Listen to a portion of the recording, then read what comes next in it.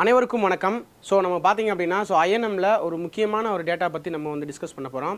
So இதில் பார்த்தீங்கன்னா 1857 வந்து பார்த்தீங்கன்னா பெரும்புரட்சி நடக்கும். ஸோ பெரும்புரட்சி பார்த்தீங்கன்னா நிறையா பகுதியில் பல்வேறு தலைவர்களுடைய தலைமையில் வந்து நடக்கும். ஸோ அதை பற்றியே நம்ம வந்து பார்க்க போகிறோம். ஸோ எங்கே நடந்துச்சு, யார் வந்து அந்த போராட்டத்துக்கு தலைமை வச்சுருந்தாங்க, ஸோ அந்த போராட்டத்தை அடக்கின ஆங்கிலேய அதிகாரி யார் அப்படின்றத நம்ம வந்து இந்த வீடியோவில் பார்க்க போகிறோம். ஸோ கண்டிப்பாக நமக்கு டிஎன்பிஎஸ் இருக்கட்டும், டிஎன்யூஎஸ் இருக்கட்டும், ஆர்ஆர்பி, எஸ்எஸ்சி என்ன எக்ஸாம்னாலும் இந்த டேட்டாஸ் வந்து கண்டிப்பாக ஒரு முக்கியமான டேட்டாஸு. நல்லா பார்த்துங்க. ஓகேங்களா, பார்க்கலாமா? சரி, பார்க்கலாம். பாருங்கள். ஃபஸ்ட்டு வந்து டெல்லியில் வந்து பார்த்தீங்கன்னா இரண்டாம் பகதூர் ஷா நமக்கு வந்து நல்லாவே தெரியும். இரண்டாம் பகதூர் ஷா பார்த்தீங்கன்னா டெல்லியில் வந்து தலைமையேற்று டெல்லி வந்து கலகக்காரர்கள் கைப்பற்றிய பொழுது இரண்டாம் பகதூர் ஷாவை வந்துட்டு டெல்லியில் வந்து அரசராக வந்து பிரகடனப்படுத்தியிருப்பாங்க. சரிங்களா? நமக்கு தெரிஞ்ச விஷயம் தான். டெல்லியில் பார்த்தீங்க அப்படின்னா ஜான் நிக்கல்சன் அப்படின்றவர் தான் பார்த்தீங்க அப்படின்னா இந்த கழகத்தை வந்து அடக்கியிருக்கிறாரு.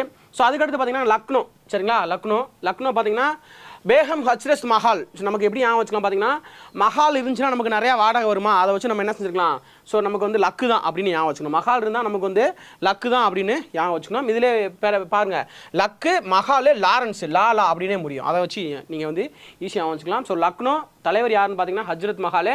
ஹென்ரி லாரன்ஸ் அவர்கள் வந்து என்ன செய்யிருப்பாங்க, ஆங்கிலேய அதிகாரி வந்து இந்த போராட்டத்தை வந்து அடக்கியிருப்பாங்க.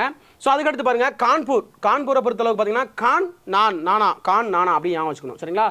ஓகே, கான்பூர் நானா சாஹிப்பு யார் அடக்கினான்னு பார்த்தீங்கன்னா சர் காலின் கேம்பல். சரிங்களா? பெல் அடித்து வந்து பார்த்தீங்கன்னா கான்பூரில் வந்து பெல் அடிச்சார். அந்த இதில் பாருங்கண்ணே, இதுலேயுமே பார்த்தீங்கன்னா கேம்பலில் தான் வருவார். அதேமாதிரி பரேலி கான் பகதூர் கான், அங்கேயுமே பார்த்தீங்கன்னா கேம்பலில் தான் வருவார். சரிங்களா? பார்த்துக்குங்க. சரிங்களா? இதையும் கொலாஸ் பண்ணி கான் வரனால ரெண்டு சேர்த்து அடிச்சிடக்கூடாது. கான் நானா கானேன் அப்படின்னு ஞாபகம் வச்சுக்கணும். ஓகேவா? சரி, ஓகே. அடுத்து பாருங்கள், ஜான்சி அண்ட் குவாலியரில் பார்த்தீங்கன்னா ராணி லட்சுமிபாய் அவர்களும் தாந்தியா தோப் அவர்களும் வந்து தலைமை ஏற்றிருந்தாங்க. இதில் பார்த்தீங்கன்னா ஜெனரல் ஹக் ரோஸ். சரிங்களா? ஹக் பண்ணி ரோஸ் கொடுத்துட்டாங்க அப்படின்னு கூட நம்ம ஷார்ட்கட் வந்து வச்சுக்கலாம். ஓகேங்களா?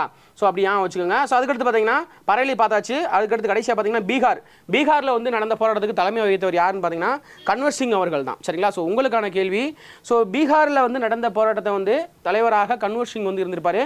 இங்கே நடந்த போராட்டத்தை வந்து எந்த ஆங்கிலேய அதிகாரி வந்து அடக்கியிருப்பாங்க அப்படின்னு கண்டிப்பாக கமெண்ட் பண்ணுங்க. ரொம்ப முக்கியமான டேட்டா, எல்லா பேருமே தெரிஞ்சுக்கோங்க. நன்றி.